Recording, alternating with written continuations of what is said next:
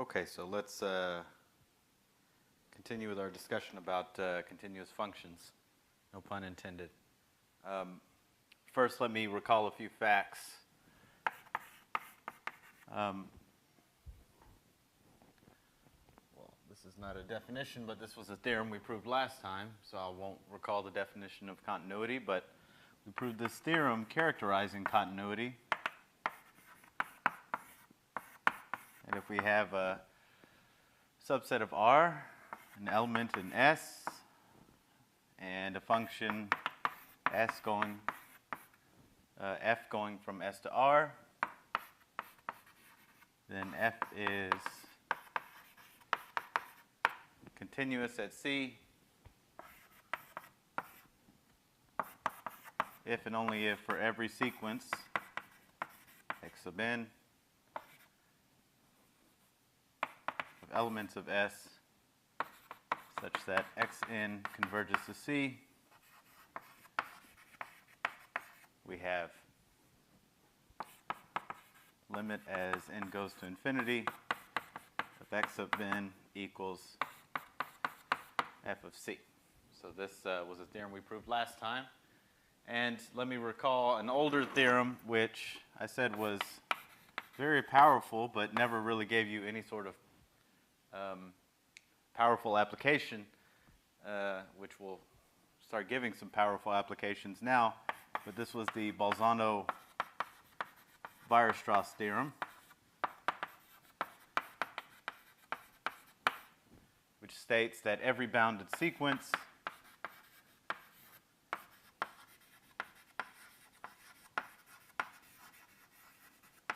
of real numbers has a convergent subsequence.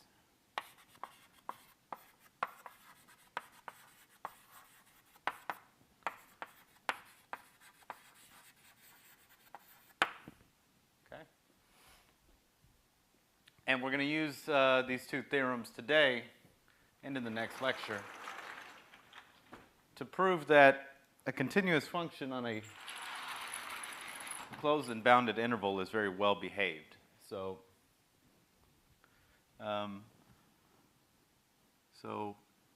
what we're going to show, let's call it the theme, is that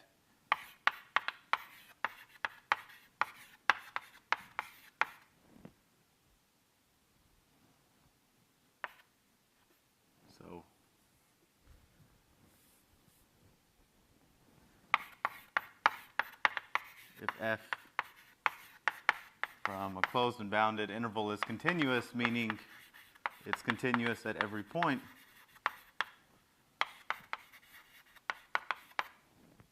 then it is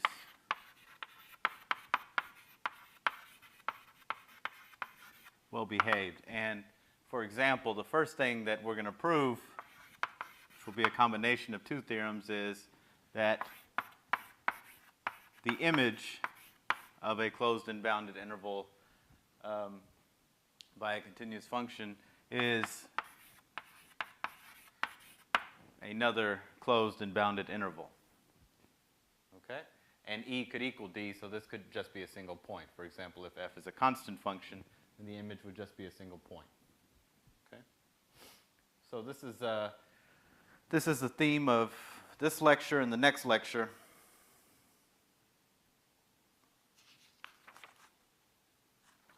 And so let's start. Basically, we're going to prove two theorems. One is called the min-max theorem, and the other is called Bolzano's Intermediate Value Theorem. The min-max theorem will tell you that f of an interval is always contained in an interval of this type. And then the intermediate value theorem will tell you everything in between two certain bounds is attained by f. So let's start off with showing that f of a closed and bounded interval is a bounded set. So let me just recall what it means for a function to be bounded. We say that a function from a subset S to R is bounded. So here S is a subset of R. bounded if there exists a non-negative b such that for all x in S,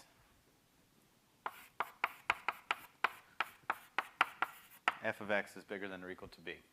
Okay? So, for example, if I take f of x to be 3x plus 1, and here S is the closed and bounded interval 0, 1, then f is bounded.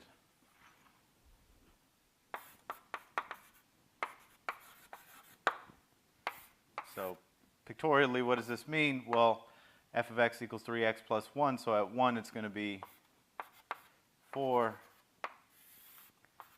And pictorially, a function is bounded if the graph is always bounded between two real numbers. Okay? And for us, for f of x, it's always bounded between 0 and 4. In terms of this absolute value, so f of x equals 3x plus 1. This is less than or equal to, by the triangle inequality, 3 times the absolute value of x plus 1. X is between 0 and 1, so its absolute value is bounded by 1. Okay? So this function is bounded. And so how about a function which is not bounded? What does that mean? Remember, whenever we see a definition, we should try to negate it to understand it better. So f is unbounded if for all b bigger than or equal to 0, there exists some bad x such that f of x in absolute value is bigger than or equal to b. Okay? So, you know, if a bounded function is supposed to have a graph bounded between two real numbers, an unbounded one is one in which at least part of the graph is kind of going off to plus infinity or minus infinity. So kind of most basic example we could think of is, let's say if we wanted to go from 0, 1 to r, again, we could take f of x to be, well, 0 at x equals 0, 1 over x if x is not equal to 0. Okay? So this function looks like 1, 1,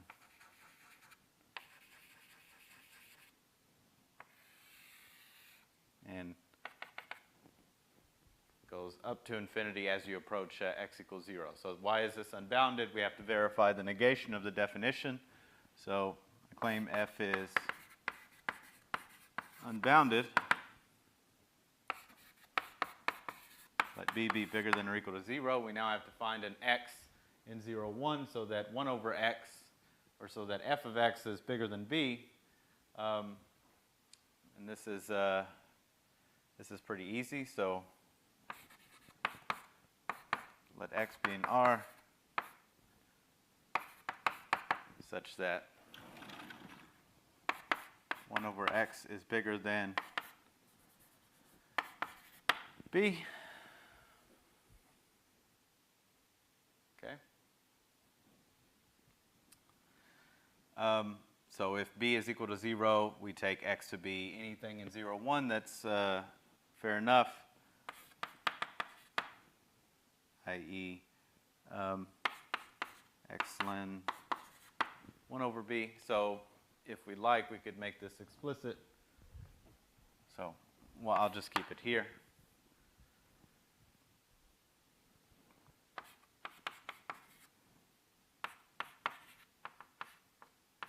And so now if we take x here and look at the graph, it's going to be bigger than b.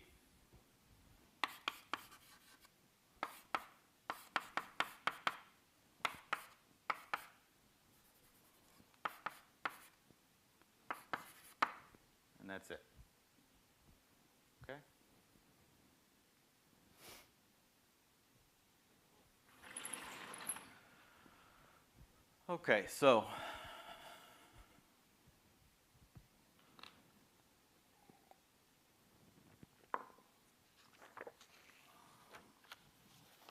several of these proofs will have the same flavor of what we're going to try and prove.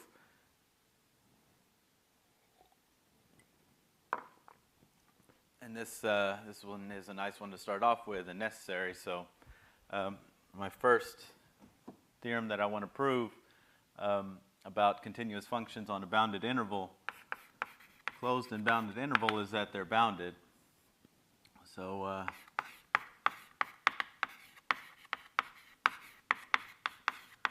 if I have a function from AB to R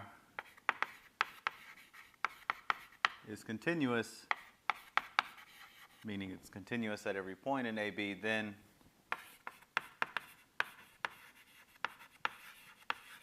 f is bounded.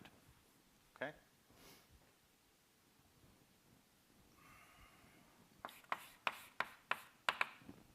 So the proof of this theorem, and several of these theorems will be by contradiction. Okay?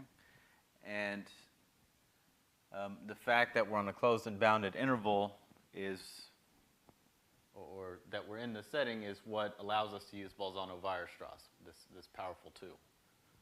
So this is so assume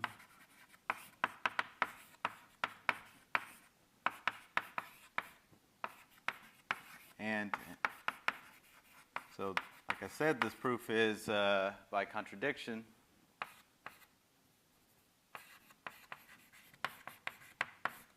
That the conclusion is false.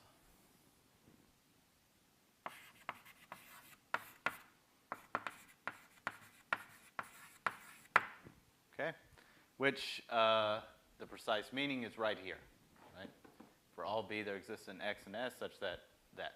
So for every b, I can find an x and s so that the absolute value of f of x is bigger than or equal to b. Okay? So I could take b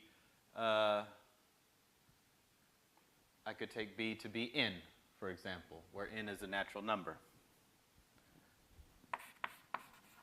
Then for all n, a natural number, so I'm taking b to be n, there exists x of n in AB such that f of x sub n, an absolute value, is bigger than or equal to n.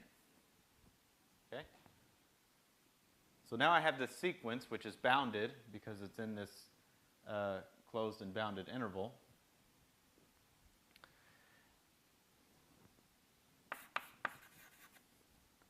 Then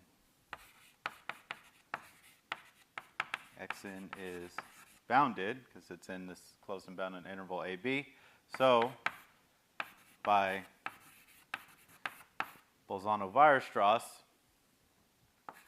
there exists a subsequence xn sub k of the sequence x sub n and x and r such that limit as k goes to infinity of x sub n sub k equals x. Okay?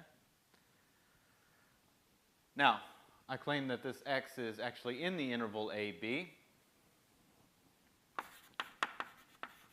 Since x sub n sub k is a subsequence of x sub n, which are in A sub b, or A comma b,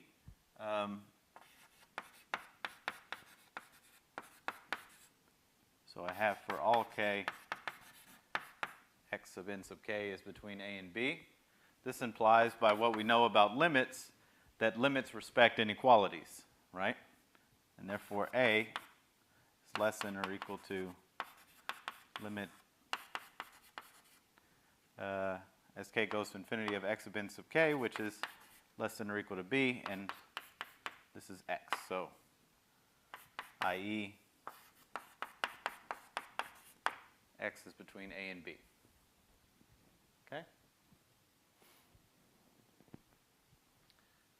Another way, instead of going through this, is, I believe we did in the assignment, that an interval of this form is closed, right?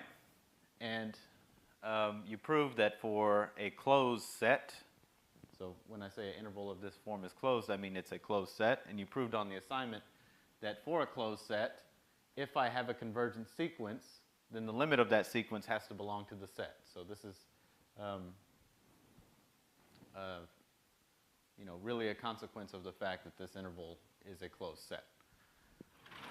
Okay, so I have this subsequence.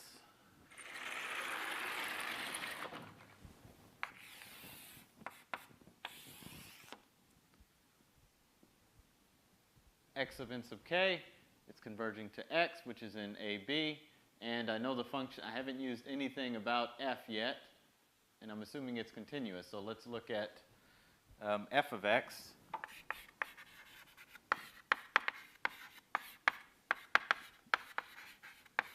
Since f is continuous, and the x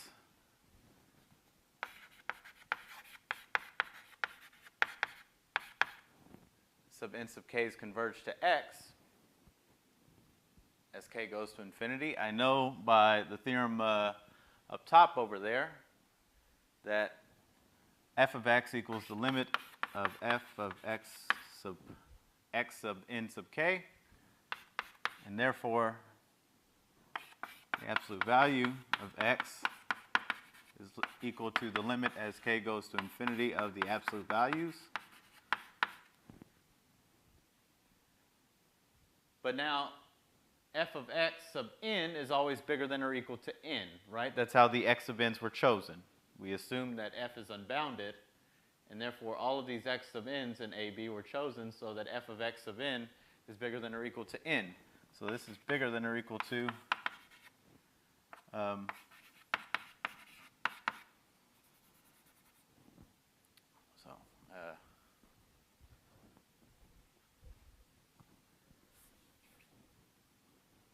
so each of these is bigger than or equal to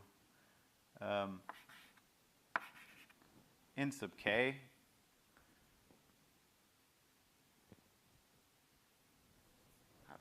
Let's see how to write this without.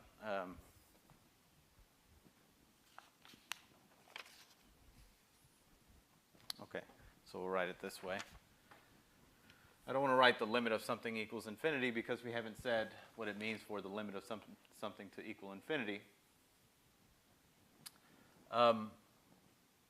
Okay, so then the limit as k goes to infinity of f of x sub n sub k exists, which implies that the sequence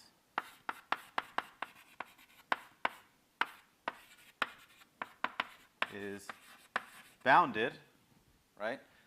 A convergent sequence is always bounded.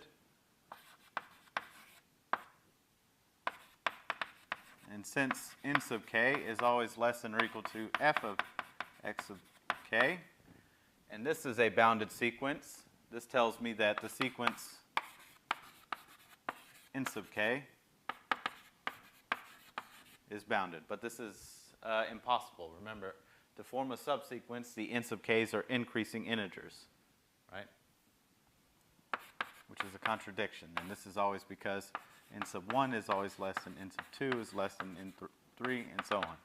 So these are always getting bigger without bound. All right, and therefore we have our contradiction. Okay, so again, here's the structure of the proof. We have we want to assume some property of f. So we assume not. We get this kind of bad sequence of numbers in this interval. And using Bolzano-Weierstrass, we get to pass to some sort of limit x, and the continuity of f at x essentially breaks the badness of the sequence x sub n. Okay, and we'll see another argument where it's kind of the same flavor.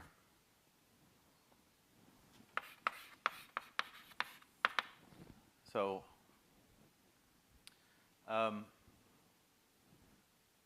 we'll soon state that f always achieves kind of a maximum value and minimum value. So let me first, on the closed and bounded interval, so let me precisely define what these absolute mins and absolute maxes are. So let f be a function from S to R. S is a non-empty subset of R. We say f achieves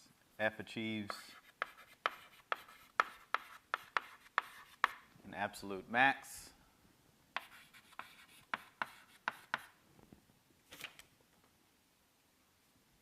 Let me write it this way. An absolute min at C and S if f of C sits below f of x for all x in S. All right? If for all x in S, f of C is less than or equal to f of x. Okay, so this is an absolute min. F achieves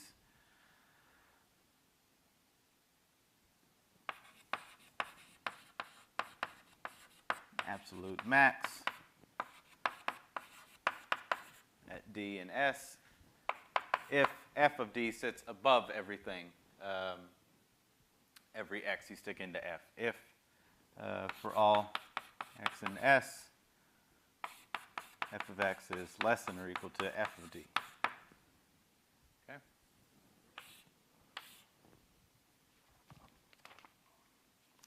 So, for example, what's the picture that goes with this?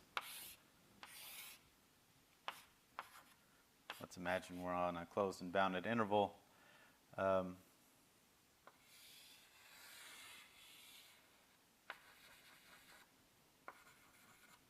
Then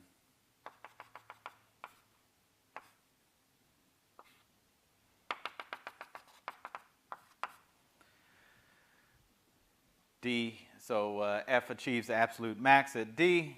The graph of f sits below the value f of D, and sits above the value f of C. Okay? Now, absolute max and mins at points are so that the function is always sitting above f evaluated at that point. Just a quick warning. Let's say we're looking at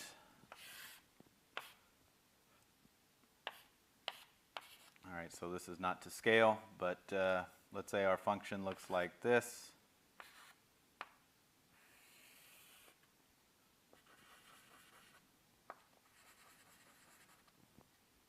Okay? So this is 1, 2, 3 halves. Okay? Then this function does not have an absolute max, does not achieve an absolute max or achieve an absolute min on the set 1, 2. Okay? What you would like to say is that f achieves an absolute min at 1, but the graph does not sit above f evaluated at 1. Okay? Just like over here, the graph of f does not sit below f evaluated at 2. Okay, so absolute f achieves an absolute min at a point if the whole graph sits above f evaluated at that point, not necessarily some number sits below the whole graph. That's what boundedness means. Okay? So I just want to clarify that distinction between the graph of a function being bounded below by a number and f achieving a min at a certain point. So for example, the graph of this function is bounded below by 1, but f does not achieve an absolute min at c equals 1. Okay?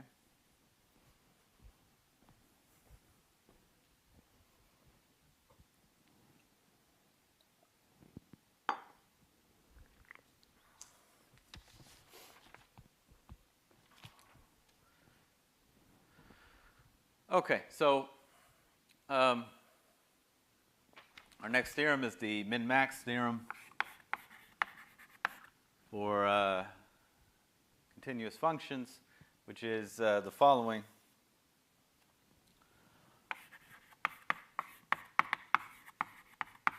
Let f be a function from AB to R. If f is continuous, meaning it's continuous at every point in AB, then f achieves absolute min and absolute max on AB. Okay? So another way of stating this, so let's just make this a remark. It says that there exists C, D, and AB such that f of AB is contained in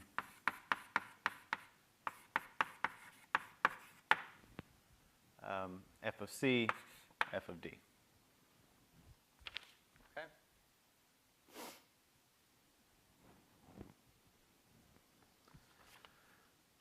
All right, so we'll do the proof of an absolute max, and the proof for the absolute min I'll leave to you. It's a simple kind of change in the argument that's not too difficult.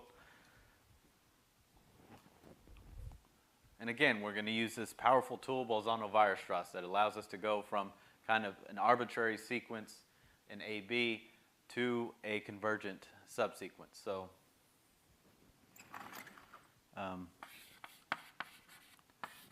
suppose f from A to B, let me write it this way.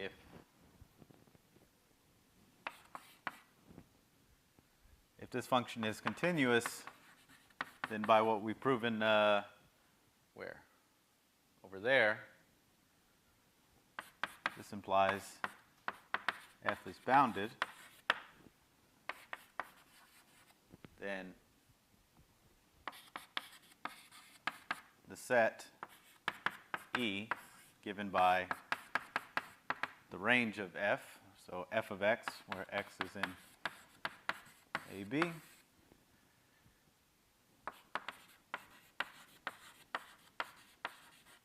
this set is bounded above, right? If the absolute value of f of x is always less than or equal to some b, then f of x is always bounded above by b for all x in AB, so this set is bounded above, all right? Now,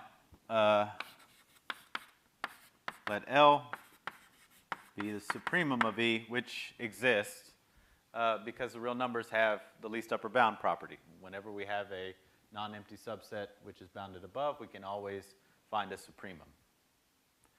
Now, since L is the supremum of this set, we did this, I think, in an assignment. Yes, I definitely did an assignment. Then there exists a sequence of elements of this set E converging to L, right? And to express that, that means there exists some sequence of elements. So there exists a sequence of the form f of x sub n such that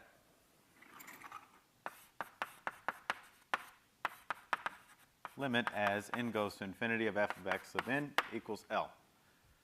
All right? Now, we would like to show that L is equal to f of d for some number d. Okay? And how we're going to do that is, well, this is the x sub n's are just some sequence in AB, so we can pass to a subsequence which converges to some number, call it d. And then we need to show that f of d equals L, and that's where we use continuity. And then that's the whole proof, right? Which, you know, we saw a little bit over here. We pass to a subsequence, and then we get to say that the limit of this subsequence has kind of the same property as the original sequence.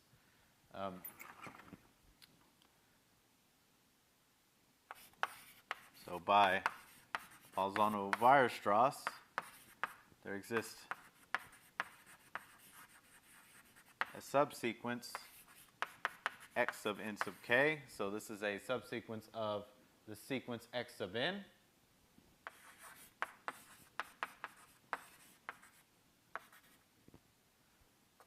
And as before, the same argument, and limit d, but as before, d will be in the set AB.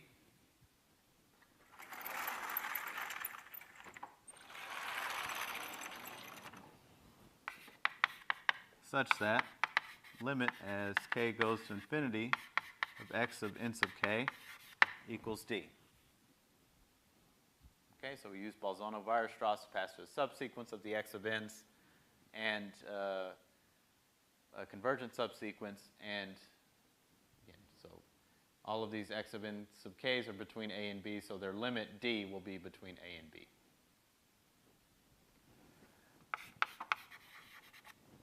But now,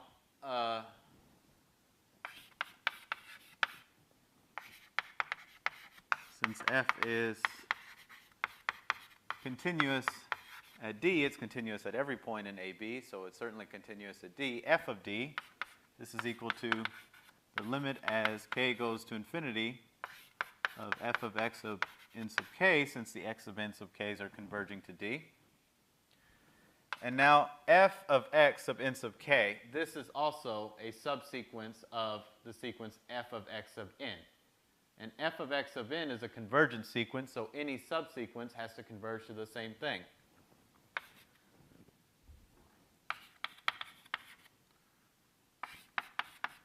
Since f of x sub n converges to L, and f of n sub k, k is a subsequence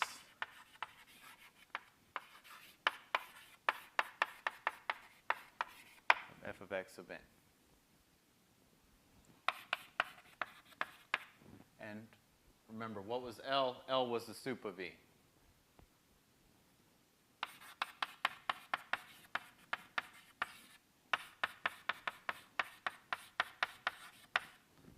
And therefore, for all x in AB, f of x is less than or equal to f of d, which means f achieves an absolute max at d. And the absolute min is similar.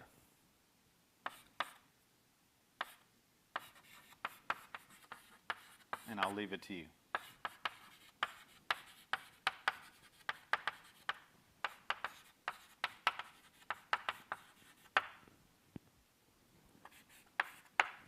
Okay?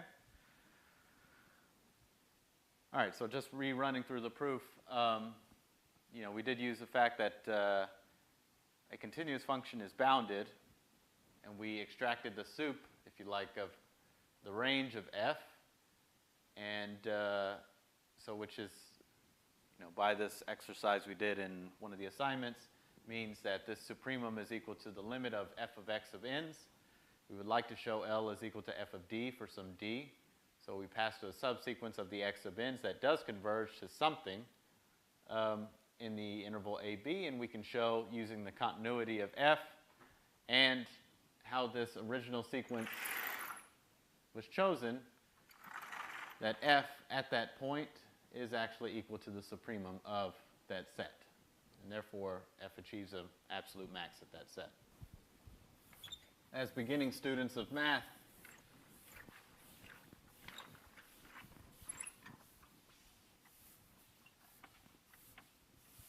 one of the things we should be curious about is,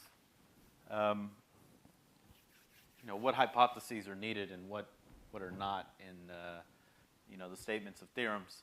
So our main hypothesis, so we had two hypotheses really in the theorem, that f is going from this closed and bounded interval to R, and that f is continuous. So what happens if we drop one of those hypotheses? Is the conclusion still true that f achieves an absolute max and absolute min?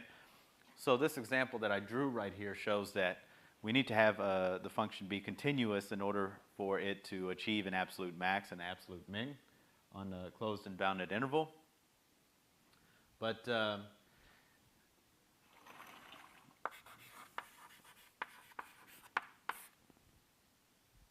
it also needs to be on a closed and bounded interval. So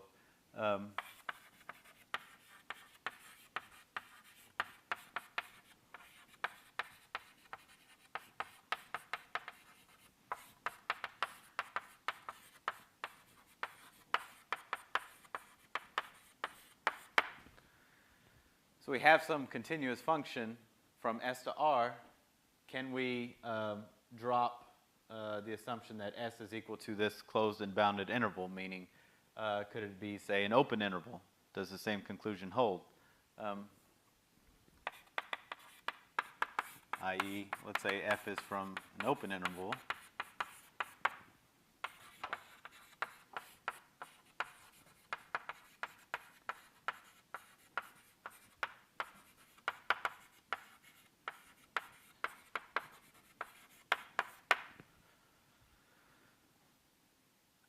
And the answer is no. A simple example is if I take the function f of x equals, for example, 1 over x minus 1 over 1 minus x. Okay? And on the open interval 0, 1, so what does this guy look like? Here's 0. Let me draw dotted line there. Here's 1. And the graph shoots up to positive infinity as you approach 0, and as you approach 1. So where does it equal 0? I guess it there's 1/2.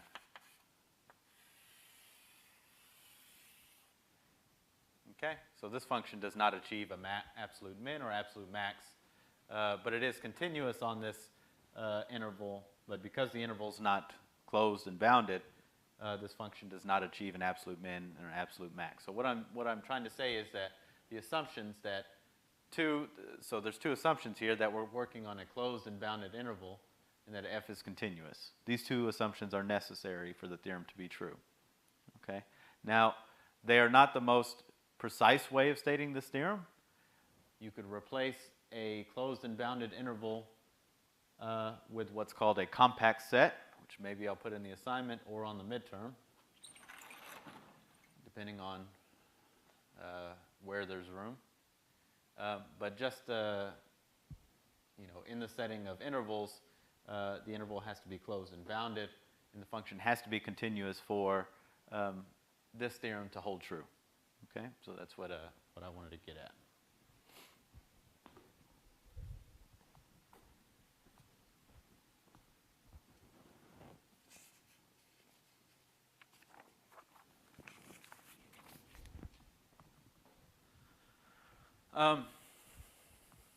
So what we've proven, as I said in this remark here, is that there exist two numbers c and d in AB, so that f of AB is contained in f of c, f of d. C would be where f achieves an absolute min. D would be where f achieves an absolute max. Okay?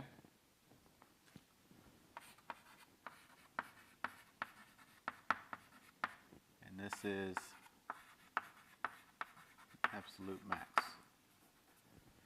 So now the question becomes, do I hit everything in between? All right, does this inclusion become equality? And I gave the game away at the beginning of the lecture by saying yes, it will, but that's actually a theorem. So this was the min-max theorem, which I didn't call it that. I should have. It's actually called that in the notes. But now we're going to move on to the intermediate value theorem. And first we're going to do what looks like a special case, and then we'll prove the general case. So this theorem, which I'm actually, it's not called this in the textbook, but I'm going to call it this, which I'll call the bisection method, is the following. Let f be a function from AB to R.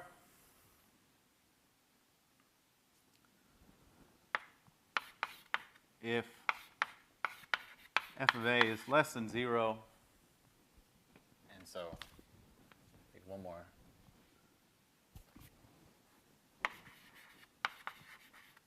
Be continuous, so we're always in the continuous setting for this section. So if f of a is less than 0 and f of b is bigger than 0, then there exists C in the interval AB such that f of c equals 0. Okay, so the picture that goes along with this is here's A, B, here's f of A, f of b is positive, and therefore if it's continuous and you believe the definition of a continuity is the fact that I don't have to pick up my piece of chalk. It pains me to say this, but that's again not the official definition, but one you keep in your head since somebody probably told you that at some point. If I don't have to pick up my piece of chalk, then eventually I have to cross the x-axis, and therefore at this point C, f of c will be 0. Okay? Now why do I call this theorem the bisection method? As we'll see, the way you determine this C is by what in calculus books call the bisection method. All right?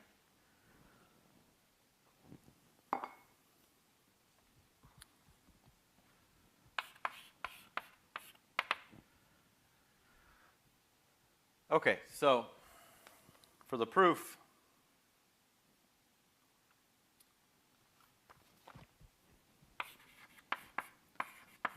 we're going to define a sequence of numbers A, N, and B in with special properties. So I'm first going to tell you what A1 and B1 are. A1 is just going to be A.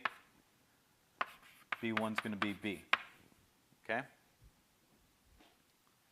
And so now I'm going to tell you how to choose the next element in the sequence, knowing the element in the sequence before. Okay, so we're going to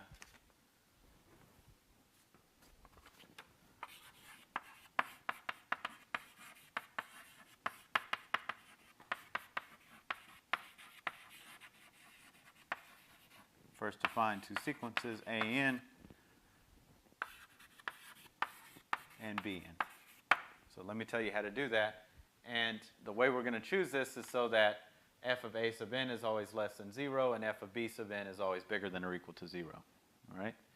And they're obtained from the previous two guys by taking the midpoint, so bisecting the ones before. So to get this started, A1 will be just A, B1 will be B. Okay?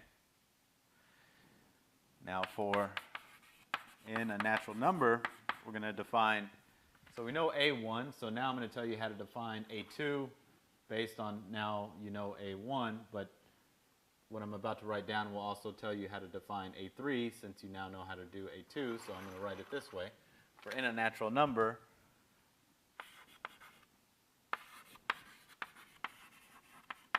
knowing A sub n, B sub n, we define A sub n plus 1 and B sub n plus 1 as follows.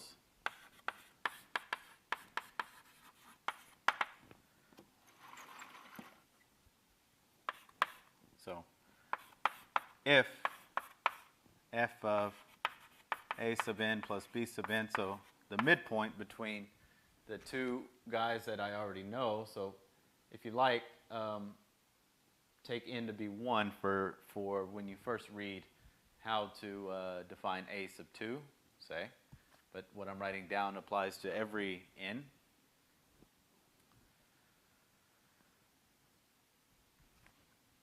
So we take f of a sub n plus b sub n over 2 to be, if this is bigger than or equal to 0, then we define a sub n plus 1 to be a sub n, and b sub n plus 1 to be the midpoint.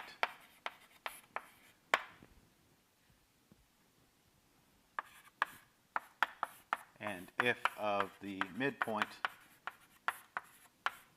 is less than 0, then a sub n plus 1 is going to be the midpoint,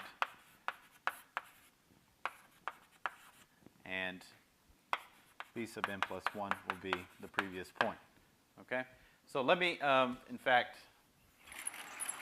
so this is how you define the sequence in general. Let's walk through what this means just for n equals 2. Okay? So that you see, you get the idea. Maybe I should have done this first. So let's draw a picture to go. In fact, I don't need this axis. I'll just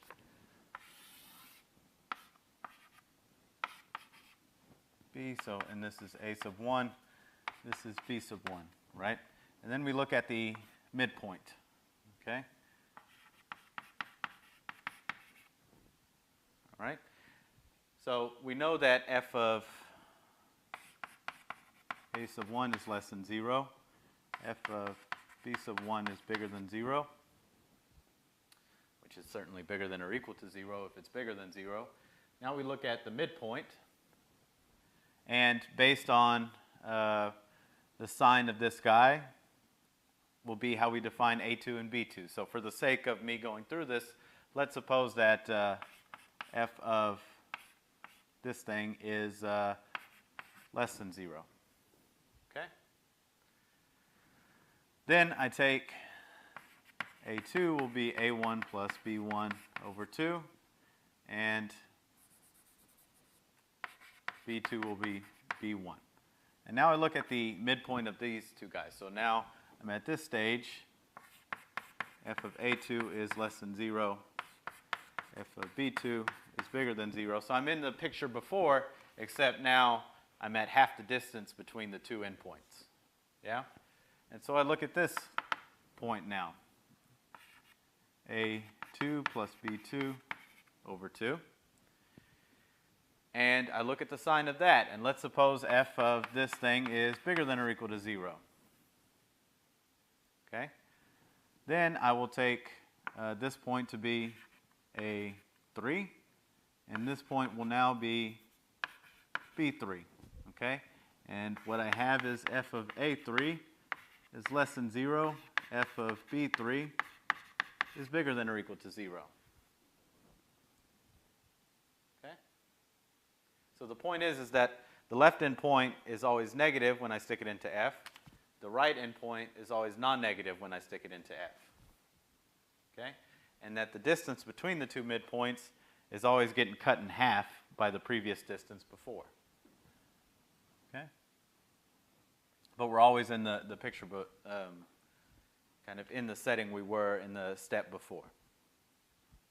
All right?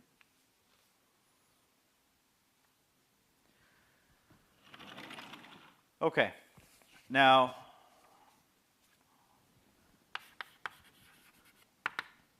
we have three properties of this sequence of ANs and BNs, okay?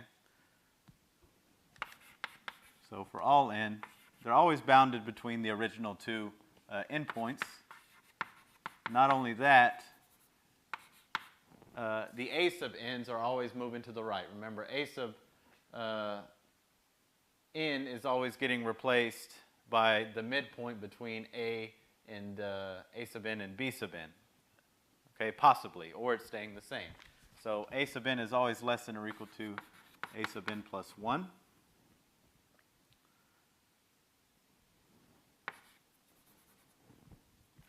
Okay, so in fact, let me write it this way.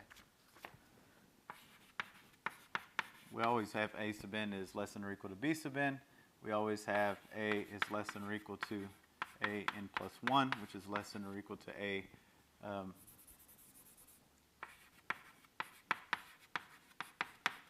n. And then we also have, so for all n, B. All right, I'm making a mess of what I'm writing down, so let's start this over. So the first property I want to write, for all n natural numbers, we have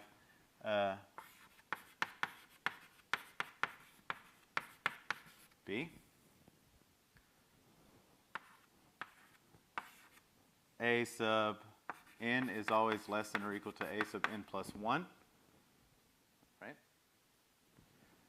And B sub n plus 1, remember, if we're going to change B, it's always to change it to the midpoint between the previous guy and the A from the previous step. So this is always less than or equal to B sub n.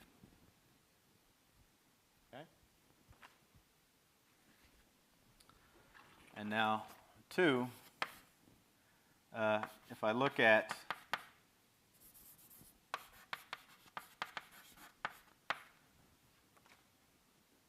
the difference, this is always equal to half of the previous distance, right? Because either one of these are getting changed to the midpoint. So if it's A sub n plus 1, then B sub n plus 1 minus A sub n plus 1 is B sub n minus A sub n plus B sub n over 2, which gives me this. Okay? 3, for all n a natural number, and this is just based on how we are doing this construction. F of A sub n is less than 0, and F of B sub n is bigger than or equal to 0. Okay? So I hope this is clear. You know, all of these, if you like, you could prove by induction. All right? For n equals 1, this is certainly true. Assume it holds for n equals m, and then prove all of these statements here for n equals m plus 1. Okay, but I'm just stating it as clear from the construction, and hopefully it is. Okay, so what does this give us? Well, by 1, the sequences A sub n and B sub n are bounded, because they're always bounded between A and B.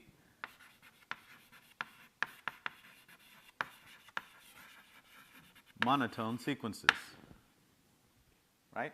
A sub n is increasing, B sub n is decreasing. All right. Thus, there exist limits. So I'm going to call them C and D, but it has nothing to do with the C and D from over here. Thus, these sequences converge.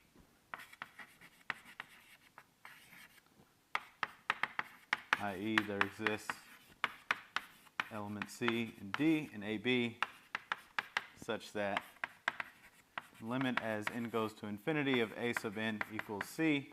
Again, the A sub n's and B sub n's are between A and B, so their limits will also be between A and B.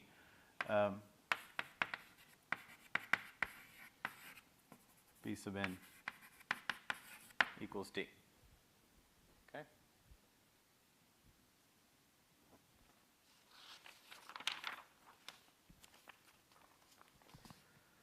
Now, I claim C equals D. Why should this not come as a surprise? Well, the ANs and BNs are getting very close. They're always, you know, the distance between any two of them is always getting halved, right?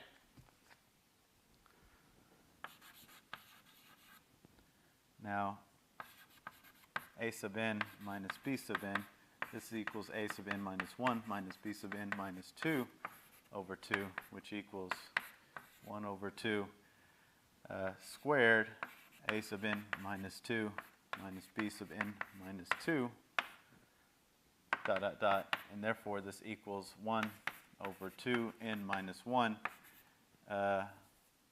b sub 1 minus a sub 1 equals 1 over 2 to the n minus 1 b minus a. Okay? And therefore, c minus d, which is equal to the limit as n goes to infinity of a sub n minus b sub n, equals the limit as n goes to infinity of 1 over 2 to the n minus 1 b minus a. 1 over 2 to the n minus 1 is converging to 0 times this fixed number b minus a equals 0. And therefore, these two numbers, these two limits, c and d, equal each other. Okay? So this step here is by the second property here. And now we're essentially done using the third property by 3 and continuity if I look at f of c, since the a sub n's are converging to c, this is equal to, and f of a sub n is always less than 0, so its limit is less than or equal to 0. And now remember, c is also equal to the limit of the b sub n's. And therefore, by continuity, f of c is equal to f of b sub n. And the f of b sub n's are always non-negative. So their limit is also bigger than or equal to 0. So I've shown that this number, f of c, is less than or equal to 0, and that it's also bigger than or equal to 0. And therefore, f of c equals 0. Okay?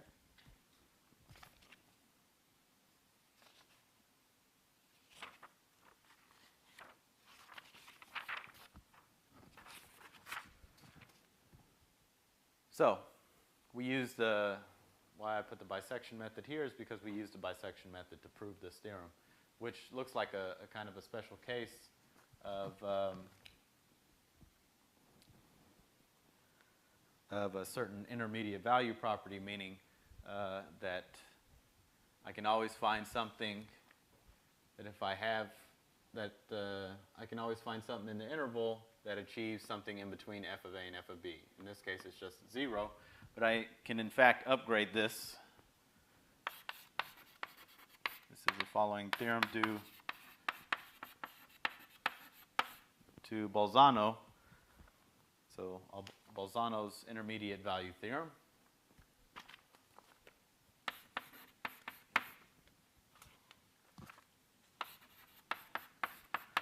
Let f from a to b to r be continuous.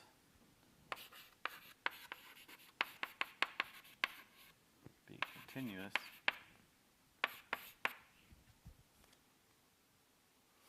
If y is between f of b, so meaning, let's say, we're in one of two cases. Let's say f of a is less than f of b. If y is between f of a and f of b,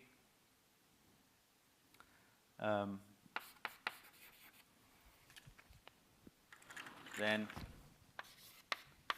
there exists a c in AB such that f of c equals y. If f of a is, say, bigger than f of b, and we take something in between, the same conclusion holds.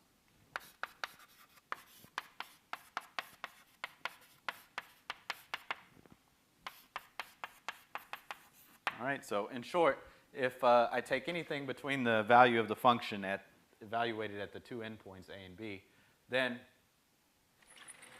the function achieves that value at some point. Okay? So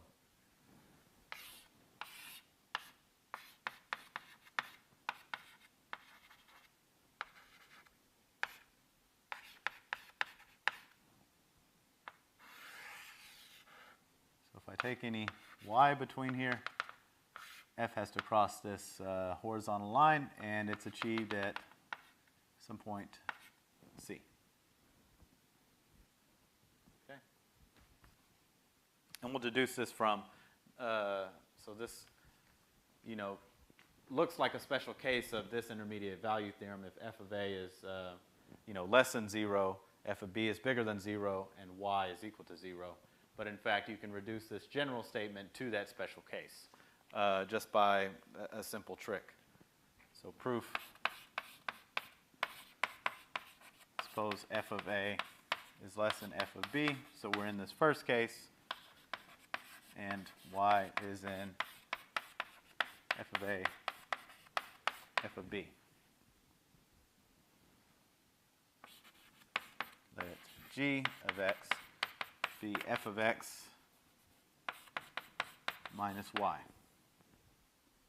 Okay, this is not a function of x and y. Y is a fixed number between f of a and f of b. And this is a function going from a to b to r, and which is continuous. Okay?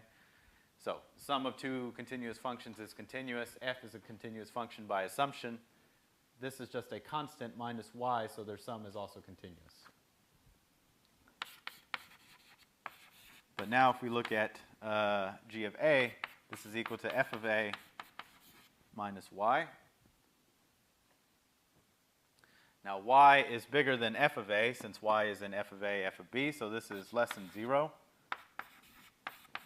And g of b is equal to f of b minus y is bigger than 0, and therefore, by the previous theorem, there exists a C in AB such that g of c equals 0, which means, i.e., f of c equals y. Okay? And the proof, assuming f of a is bigger than f of b, is similar. You just now put y here minus f of x. Or you put, now you define g of x to be y minus f of x. Okay? So let me just make a remark about that.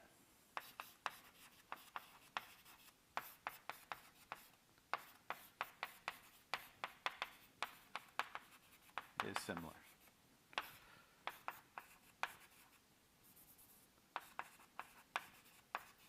Look at g of x equals y minus f of x. All right?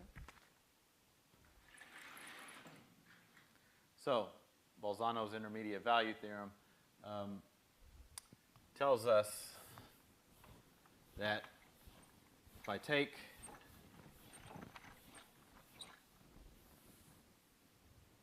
any value between the function evaluated at the two endpoints, then that value is achieved by something in between a and b.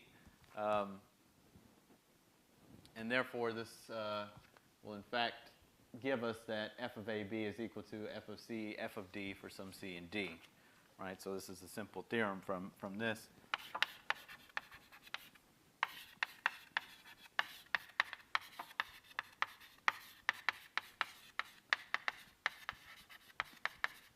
It's continuous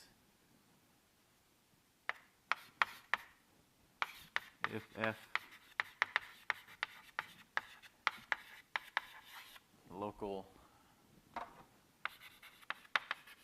min at c, not local, absolute min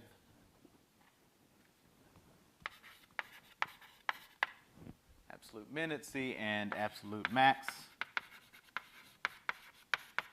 at d, then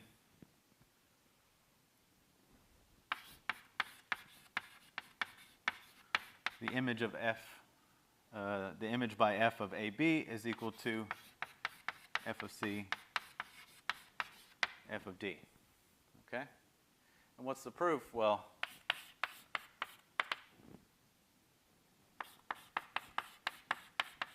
apply Bolzano's intermediate value theorem to f now going from the possibly smaller interval CD. It could be DC or CD, depending on if the thing that I have to stick into f to get the min and the thing I have to stick into f to get the max is smaller than the other.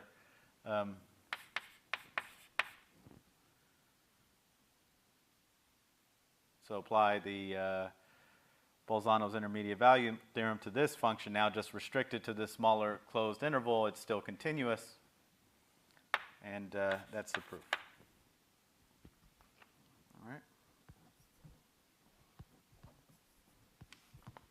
Okay.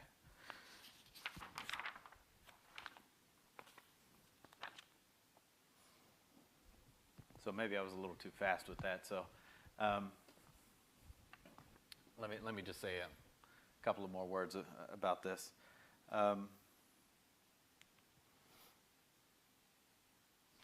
So this tells me that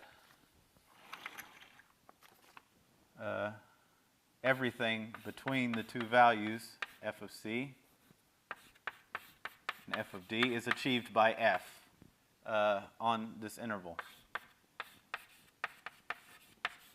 But this is a possibly smaller interval than AB, so this is contained in the range of f now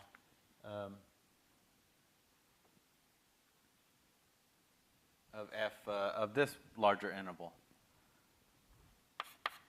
And since we already know that f of AB is contained in f of C, f of D, and now we've proven the reverse inclusion, this implies that f of C, f of D equals